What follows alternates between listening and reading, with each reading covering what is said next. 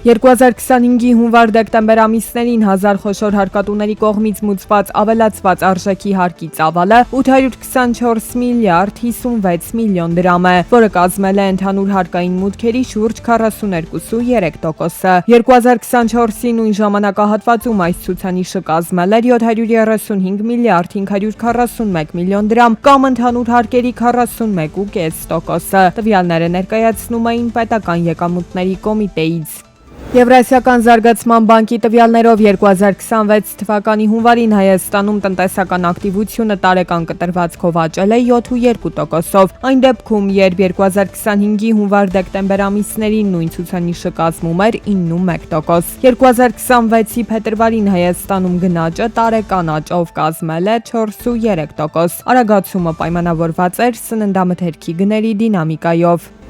Հունվարին Հայաստանում զուտ ոչ առևտրային դրամական փոխանցումները աճել են 43.7%-ով։ Այս ցուցանիշի հիմնական աղբյուրը Ռուսաստանից փոխանցումների 43% աճն է։ Միացյալ Նահանգներից էլ փոխանցումները ավելացել են 7.6%-ով։ 2026-ի հունվարին Հայաստանի արտաքին առևտրում արձանագրվել է անկում, արտահանումը նվազել է 13%-ով, իսկ ներմուծումը 11.2%-ով։ Արտահանման կրճատման հիմնական պատճառը թանկարժեք եւ կիսաթանկարժեք քարերի ու կենցաղային տեխնիկայի արտահանման անկումն է, որը կապված է վերաարտահանման գործընթացների դանդաղման հետ։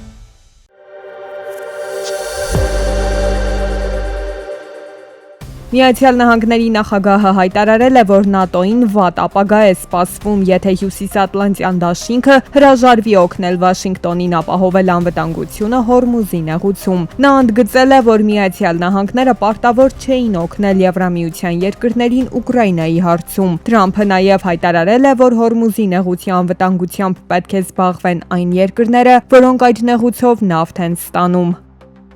Միացյալ Նահանգների էներգետիկայի նախարարությունից հայտարարել են, որ շատ մեծ հավանականություն կա, որ մինչև ամառ բենզինի գները կարող են նվազել 1 գալոնի դիմաց $3-ից ցածր։ Նավթի գները ողջ աշխարհում դեռևս շարունակում են սրընթաց աճել Իրանի իշխանությունների կողմից Հորմուզի նեղուցը փակելու պատճառով։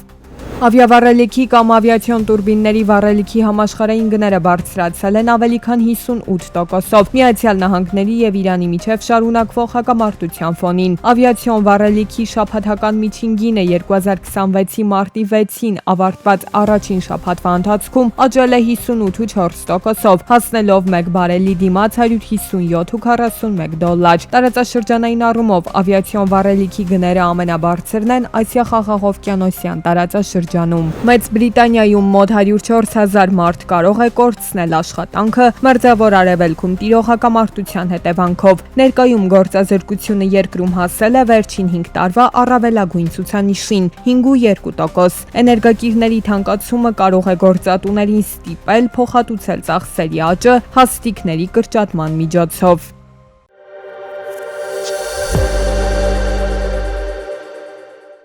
Աշխարհում գրեթե ամեն ինչ պտտվում է փողի շուրջ։ Առօրյա կենցաղային հարցերից ընդհուպ մինչև պատերազմներ ու գլոբալ աշխարհաքաղաքական խնդիրներ։ Մարտի 16-ից մեկնարկող փողի միջազգային շաբաթը ևս մեկ առիթ է փողի մասին խոսելու ու դրա հետ կապված խնդիրները հասկանալու եւ պարզաբանելու համար։ Փող բոլորն են ուզում, բայց ոչ բոլորը գիտեն, թե ինչպես այն կարելի է ձեռք բերել եւ որտեղից։ Կենտրոնական բանկը նախորդ տարիներին էլ իրականացրել է իրազեկման արշավներ ու պարզ է դարձել, որ հանրությունը ֆինանսապես գրագետ չէ։ Շատ հաճախ գալիս են հենց վարկ վերցնելու, մտածելով, որ կենտրոնական բանկը վարկ է տալիս, սա զավեշտի ոլորտից, բայց այո, շատ տարածված է հնարավորինս շատ վարկ ստանալու այդ մոլուցքը դեռևս։ Կենտրոնական բանկից խորհուրդ են տալիս ամեն անգամ գումարի կարիք ունենալու դեպքում չշտապել բանկ, սպառողական վարկեր ձևակերպելու։ Փոխարենը հորդորում են շեշտը խնայողությունների վրա դնել։ Օրինակ, եթե ամսական միջինում ծախսում եք 150,000 դրամ, պետք է առնվազն 600,000 դրամ խնայողություն ունենաք։ Մեր հանրությունը դեռևս սպառողակենտրոն հանրություն է եւ ավելի շատ այսօր է երջանիկ, քան ստեղծում է հիմքեր ապագայում երջանիկ լինելու համար։ Ֆինանսական խարդախությունները արդեն մի քանի տարի է ինչ ակտիվ հարվածում են մարդկանց գրպանին։ Զեղծարարների թակարդը չընկնելու առաջին եւ ամենակարևոր պայմանը ֆինանսական գրագիտությունն է։ Յուրաքանչյուր քաղաքացի պետք է իրազեկ լինի։ Այս տարիների ընթացքում զեղծարարությունների մեթոդները հիմնականում չեն փոխվել, ինչն էլ օգնում է դրանց դեմ պայքարը ավելի արդյունավետ ու մասսայական դարձնել։ Հիշեք, բանկի աշխատակիցը ձեզնից չի պահանջելու քարտի գաղտնաբար, առավել ևս հեռախոսազանգի միջոցով։